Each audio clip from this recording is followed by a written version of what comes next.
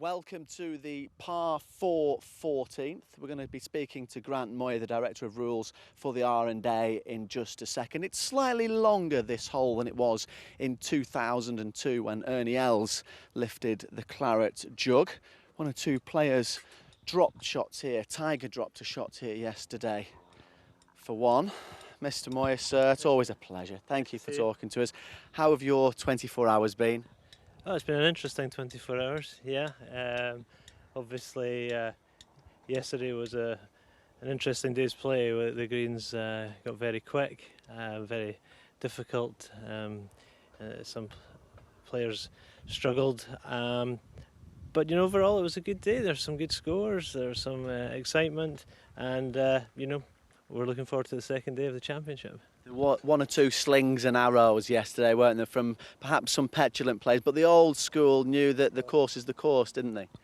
Yeah, well, I can understand players getting frustrated. A couple of the whole positions, probably with the dramatic kind of increase in pace in the greens that was somewhat unexpected, were certainly became pretty difficult.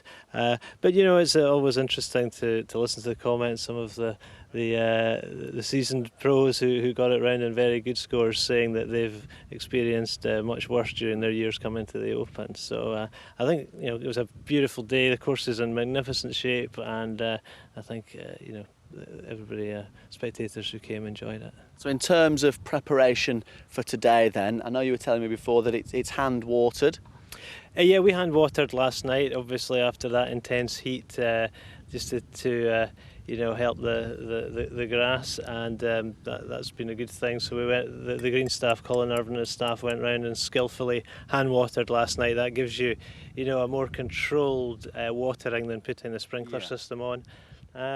And obviously, they're going to be quick again today. We wanted quick greens. We want the links challenge, and as the dew lifts off and the sun comes out, they will pick up pace. But it's not going to be quite so hot, so we don't expect to see the dramatic increase that we saw yesterday. Yeah, now I've seen you out with all the measuring and tape measures. What were those guys doing then? They had like a little pipe that they were rolling the balls down. What was that for?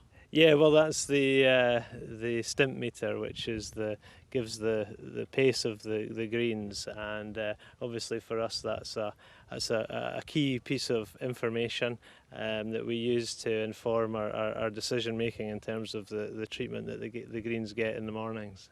Now it's placement pin time, or pin placement time. It sounds a little bit better the right way around, doesn't it? So as we're coming down from the tee over there, it's moved to this side today. Is that right? Yeah, we were over on the right hand side. Today we're up over on the left. The wind's changing direction today, so this hole's going to play down the wind, up on this back left area. Again, 14 is a hard hole. It's a difficult green. There are not very many flat spots on it, and so I think players would generally be happy to walk off this one with par. Now we see the lads, if you just turn round, Frank, just behind you as well, he's actually putting it down. Might be a random question, I don't even know if you know the answer to this. When you're actually putting them in, irrespective, I know you put them to where is the best place in terms of competition. Is there a harder place in the green? Is it softer in the middle, harder on the outside? How does it work? Well, no, it's a good question. We've been working hard. To ensure that the greens are as consistent in terms of firmness as is possible, and we have all sorts of technical gadgets that the Sports Turf Research Institute go around, and they measure the firmness of the greens, they measure the water content in all different parts of the greens, and what we're trying to do is get them firm but consistent. So with the management that Colin Irvin has put in here, it's amazing how consistent the greens are in terms of the firmness. And the watering of the greens hasn't altered that firmness. They're still as firm today as they were yesterday. That's something that we don't want to change. Well, the lads that are cutting the hole, Grant, I know you're a really busy man, and as ever, I really appreciate you spending some time with us. Can we meet you again tomorrow? It'd be a pleasure.